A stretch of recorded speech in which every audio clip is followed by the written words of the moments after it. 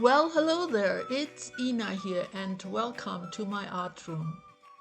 What I have here is a book I picked up at the dollar store. I want to take it apart so I can use the cover, and I had a plan of showing you really quickly the details, even though it has been covered in some of my past videos. As you can tell, I tried to save the inside paper covers, but then I forgot to turn on my camera for the next step. And so here I'm just explaining to you that I added a piece of cardboard to strengthen the spine, and then I just glued those inside cover pages across that spine area. That gives me a nice clean cover to work with without having to use any extra papers. Now some books, especially older books, come with very nice colored inside cover pages, which can be used in making a journal. This one is plain white, and I will cover it later on. And next I use some playing cards from some old sets, and I glue them on top of a piece of paper in kind of a random way to create a background. Now, by now, you've figured out that I will create a journal with a playing card theme, and it's of course for last month's 4 core art challenge. Now, after I glued down all the cards, I added a layer of Mod Podge so I can cover them all with a piece from a sewing pattern. I purposely picked a piece without too many lines, but it will pull it all together, it will give it an even surface, and it's just an easy way to make them look vintage. Next, I cut it all to size so it will fit the spine and the back of my journal.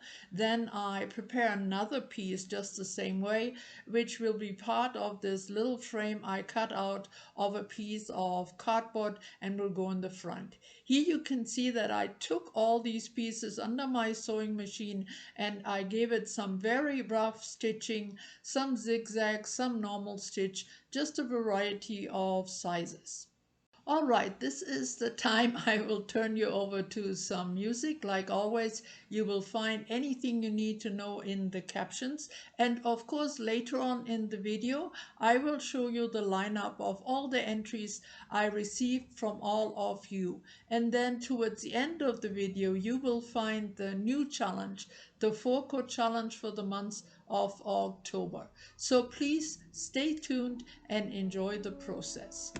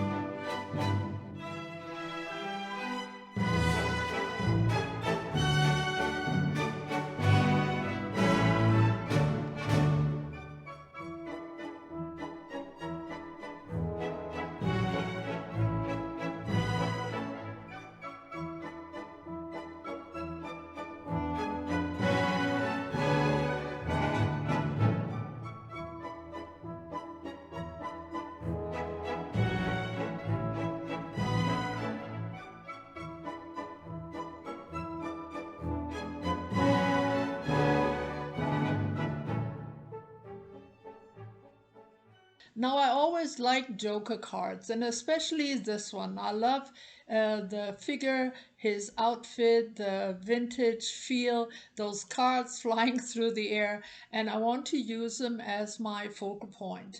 So I want to age this card a bit as well, and I use some distress ink, knowing that it will not stay on this very slick card, but I think I have a way to seal it in. But before I get to that, I'll use my archival ink in black just to blacken out the edges. And then I use my Mod Podge again, but I start from the very middle, the part that I did not touch with the ink, and then I just pull it out towards the edges without going over it twice. And it works. It seals in the ink and gives it that kind of old played with look. So here is a close-up of my little fellow, and then I want to start decorating the inside of the cover, which got the black gesso and a little bit of Mod Podge on the edges. I found this cool card themed fabric, but it's just a bit too shiny white for me. So I took some pieces and I soaked them in some coffee and some tea, and this is the way they look now. I cut one piece to size, and that will go right here to the inside. I really like to use fabric for this purpose because it stretches, it molds itself nicely around the spine, and so I can do it all with just using one big piece. Now I am using fabric glue here because I ran out of gel medium, which is really my preferred medium when I work on these fabric and paper projects. And then I nearly forgot the closure, which is just a very sturdy but skinny piece of ribbon. And now a little more music before I get back with you.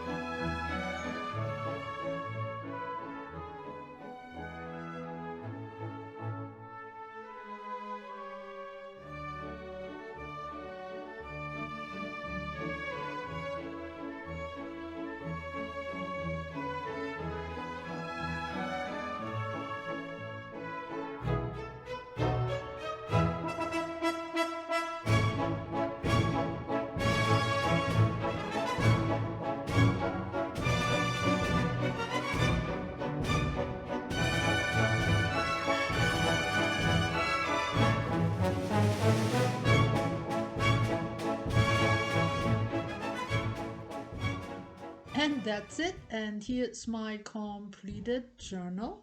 It has a closure of the ribbon with those little ace charms, which I sewed on using some red thread, and the same thread I used also on those other charms here on the front, just to kind of bring that red color back. Now the frame here in the front has great texture and a nice pattern brought out by the gold robin buff. Then of course the insert gives a bit of dimension between the red and the sewing and the card stacked on top of each other. And the joker got another layer of Mod Podge. Here in the back is the spine with the little beads that hold the elastics, and more cards here in the back with more sewing.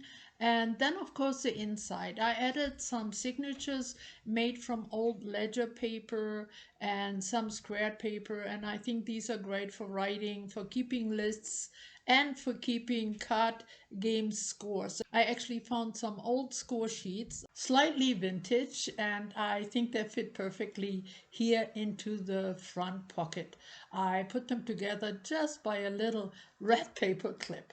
And then here in the back, the two pockets hold some more jokers. They are from 4 different card games, so they're all a little bit different designed. And here is a little close-up. This is just kind of a fun add-on to this journal. So that was my journal one more time in detail, and I really hope that you enjoyed the process, that you like the result. Now in my journal making, I found that I, for the most part, enjoy especially designing and decorating the cover, adding some details, but keeping the signatures pretty simple. I like this elastic binding because it allows you to replace and replenish the pages. But now to all of you who participated in last month's challenge and sent me your photos. Every one of you came up with great, unique ideas, and I think we will all enjoy this slideshow of all of your wonderful projects. I will be back right after.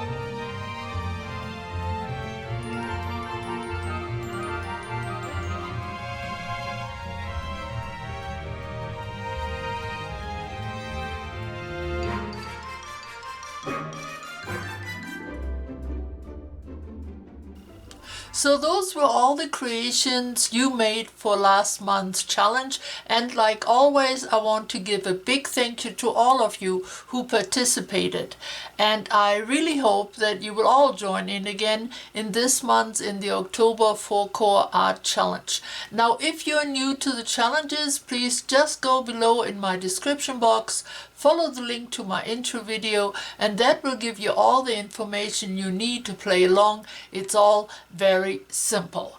Now usually if I pick a theme for our challenges, I try to pick something that has not been terribly overused. But for this month of October I thought I'd go a bit traditional. And so our theme has 3 parts: Halloween, Harvest, and Autumn. You can absolutely go just one direction. You can combine all 3 of these, whatever you like. I know not everybody celebrates Halloween, so there is the option of going completely harvest, autumn, anything that has to do with October, the month of the year where everything changes. Summer is coming to an end and we're getting prepared for the colder season. So that is the theme for the month of October. That is part 1. So now to part 2, and we will all work on something three-dimensional. Now it can be very dimensional, like many traditional type of decorations you see this time of year. It could be round, it could be a wreath, it could be hanging from something. You can use chains or ropes to do so. It could be anything you can imagine, any shape, square, rectangle, round. Now, if you want to go a little bit less traditional, you could maybe make an assemblage. It always works nicely in a frame, in a box, in some type of tray like I have here. But you can definitely also just work on a simple canvas board or a wood board or even some sturdy cardboard and create a relief. Relief is still dimensional, but maybe not as involved as some of the other projects. So if you're more of a two-dimensional artist, this might fit your bill a bit better. So you pick your substrate, of course, and I also have a few other examples I want to show you just to give you some ideas. These are just a few little things that you may have laying around and you can use for this challenge. I have these gourds from last year. They're all dried out. If you have bigger ones, they could be decorated. Smaller ones could be part of a decoration. I also pulled out some napkins, especially when you do a relief or an assemblage, you always need a background. And now this is definitely harvest inspired, there's some Halloween inspired, and this just has nice autumn colors. I also found a couple of pieces of fabric with autumn leaves. Then I have this little thing of bats from the dollar store, a little decoration piece. I have some artificial leaves that have the autumn colors. Let's see, I looked around trying to find some things for examples, and I had some buttons here. These are kitty buttons, but there are Halloween images. So we have some ghost, a skeleton, a boo, there's a mummy, and a little witch right there. And I also have this little guy here. Poor thing lost its tail and its wing to one of my latest assemblages. I think the head also went to one of my projects some time ago. It used to be a skeleton crow and I got it at the dollar store. This time of year you can find all kinds of little doodads very cheaply that you may want to incorporate in your project. So these are just some examples of what you could use, what you could work with. Try to use up what you have handy. And next, part 3 would be that we will all include the color orange in whichever way you see fit. So it could be just some outline, maybe with a marker or a crayon. You could definitely use paints or inks, but I also have some pretty orange fabric here, some orange paper. Whatever medium you like to work in, just make sure somewhere on your project there's some orange. I think it fits to all 3 of the categories. And now for number 4. Well, I wanted something a bit more challenging, something that is maybe just a wee bit harder to incorporate into the overall theme. And yet it fits, and that is mushrooms. We will all include some mushrooms, or one mushroom, one big one in the back, or a few in the front. There can be two-dimensional, that's all I have to show you here. This is from a garden catalog, some images. This is a little mushroom I cut out of a jelly print. Mushrooms are very easy to paint or draw.